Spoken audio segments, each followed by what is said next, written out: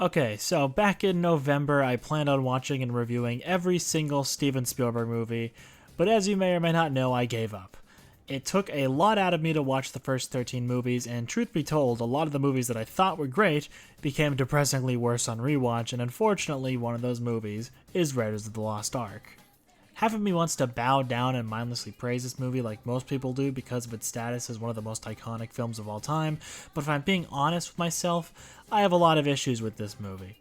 I used to say that my favorite thing about Raiders is that every action scene upstages the previous one, and while that is technically true, I think the reason it feels that way is because every action scene in the first hour of the movie, with the exception of the opening Tomb Raider sequence, is painfully boring. It's not until the scene where Indy and Marion have to escape the tomb full of snakes that the movie actually begins to be fun. Then, of course, there's the plane scene and the car scene and so on and so forth, and they really do their best to make up for the first half of the movie, but that doesn't completely excuse it for me. Staying awake is a big challenge watching this movie, but that's not really my biggest gripe. My biggest gripe, as the title of this video suggests, is the fact that Indiana Jones is completely incompetent at nearly everything he ever sets out to do. Now, the strongest rebuttal to my claim that I totally agree with is that his glaring weaknesses make him a much more interesting character. It's not like he's supposed to be James Bond or Captain America, he's just an archaeologist who signs up to go on crazy adventures. I could appreciate a character who's not perfect by any means, and an action hero who makes mistakes allows the villains to do more interesting things in the story. And I'll definitely give Indy this credit, he lets the villains do a lot. But something that drives me crazy is the clash between the realistically flawed character represented in these movies and the idealistic Indiana Jones that the popular legacy of the character paints him to be. By no means is Indiana Jones one of the most capable action heroes of all time. In fact, he doesn't do a damn thing right in Raiders of the Lost Ark, besides narrowly surviving each subsequent encounter and simply being the luckiest man alive. So just for fun, let's do a quick rundown of his accomplishments and blunders throughout the movie. We are first introduced to Indiana Jones through his superhuman ability to use a whip at lightning speed to disarm a man holding him at gunpoint.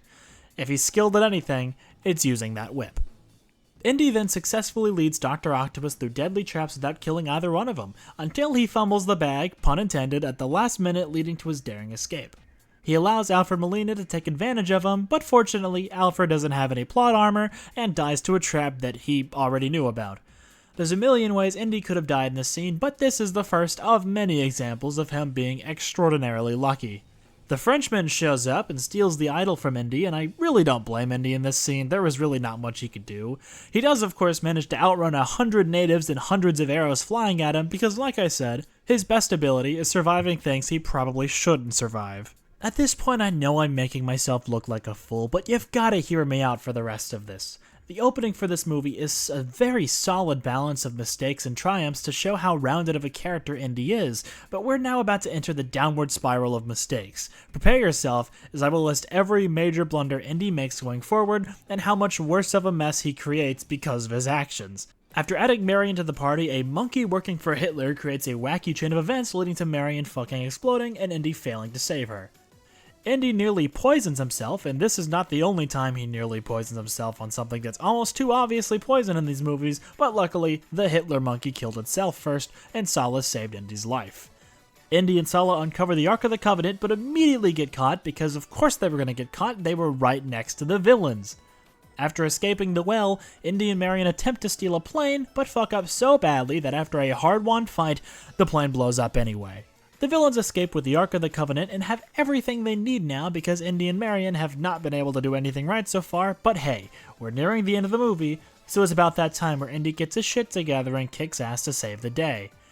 He tries to do that by grabbing a rocket launcher and threatening to blow everybody up, but the Frenchman calls his bluff and Indy gives up immediately.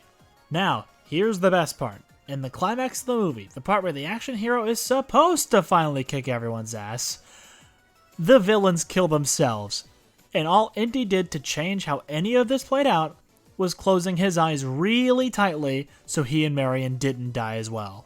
And then his organization didn't even get the Ark by the end. The whole goal of the movie wasn't even accomplished. The end. That's it. That's the whole movie. I'm not exaggerating when I say that there was not a single scene where Indy actually did anything to save the day, other than surviving long enough to make another dumb decision. Complete uninvolvement in the plot of the movie would have not only led to the same result, but Indiana Jones actively helped the bad guys succeed in their plan over and over again. No, he didn't just help, Indy single-handedly did all of the work for the villains. Am I saying that this makes Raiders of the Lost Ark a bad movie? No, of course not. I just thought it would be fun to point out how hilariously incompetent Indiana Jones is, and my main reasoning for that is that I think too many people hold this character in too high of a regard. Indiana Jones is not a hero who saves the day time and time again. He's just a guy, and I'm confident that Spielberg knew that when he made these movies.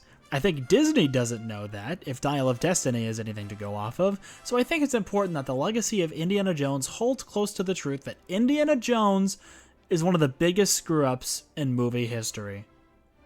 Thanks for watching.